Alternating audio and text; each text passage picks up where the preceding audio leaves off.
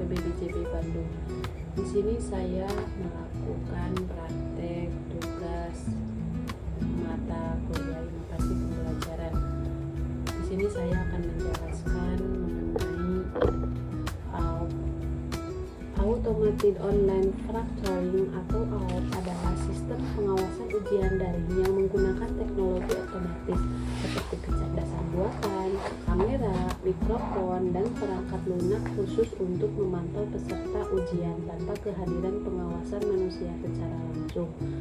Tujuan utama AOF adalah menjaga kejujuran dan integritas akademik selama ujian online dengan mendeteksi aktivitas yang dianggap mencurigakan atau melanggar aturan ujian.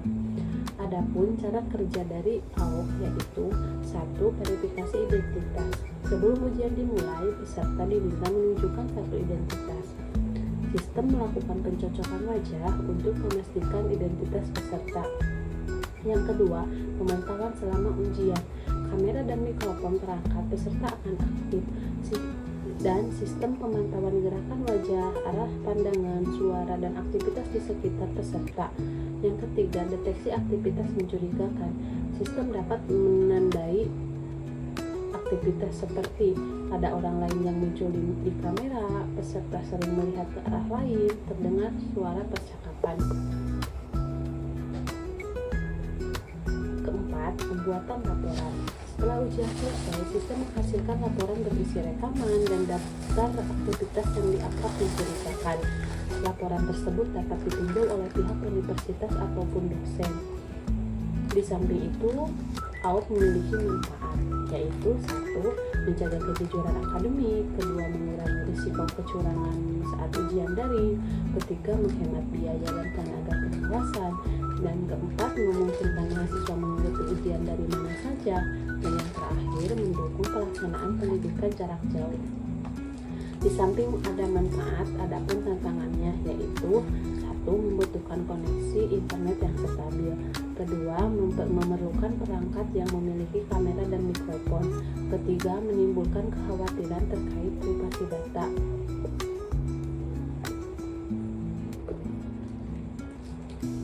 Dalam penerapan Automated Online Factoring atau AOF, perlindungan privasi mahasiswa menjadi aspek yang sangat penting. Universitas perlu menerapkan berbagai langkah untuk memastikan bahwa data pribadi mahasiswa tetap aman dan digunakan secara bertanggung jawab. 1. Transparansi penggunaan data.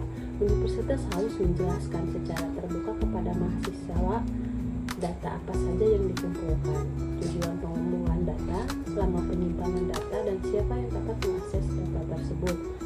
Dengan demikian, mahasiswa memahami bagaimana data mereka digunakan. Kedua, persetujuan. Sebelum mengikuti ujian, mahasiswa perlu diberikan informasi lengkap mengenai sistem AOF dan diminta memberikan persetujuan atas penggunaan data yang diperlukan untuk proses pengawasan ujian. 3. Pembatasan akses data. Hanya pihak yang berwenang seperti administrator sistem atau tim akademik tertentu yang boleh mengakses rekaman dan laporan hasil factoring. Akses tersebut juga harus dicatat dan diawasi. 4. Enkripsi dan keamanan data. Data yang dikumpulkan harus 1. dienkripsi saat dikirim maupun disimpan. 2. Disimpan pada server yang aman. 3. Dilindungi dengan sistem keamanan siber yang memadai untuk mencegah kebocoran data. 5. Penyimpanan data yang terbatas. Universitas perlu menentukan kebijakan referensi data. Universitas perlu menetapkan kebijakan retensi data. Misalnya, rekaman ujian hanya disimpan selama periode tertentu untuk keperluan verifikasi dan atau penyelesaian sengketa angka akademik, kemudian dihapus secara permanen. 6. Penggunaan data sesuai tujuan. Data hasil AOF hanya boleh digunakan untuk 1. Pengawasan ujian, 2. Verifikasi pelanggaran akademik, dan yang ketiga, evaluasi sistem. Data tidak boleh digunakan untuk tujuan lain tanpa persetujuan mahasiswa. 7. Mekanisme pengaduan dan banding. Mahasiswa harus memiliki saluran resmi untuk 1. Mengajukan keberatan jika merasa privasinya terganggu. 2. Meminta klarifikasi terkait penggunaan data.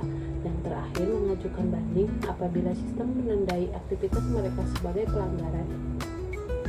Kedelapan, kepatuhan terhadap regulasi penggunaan data. Di Indonesia, universitas perlu mematuhi ketentuan dalam Undang-Undang Nomor 27 Tahun 2022 tentang Perlindungan Data Pribadi yang mengatur pengumpulan, pengolahan, penyimpanan, dan perlindungan data pribadi.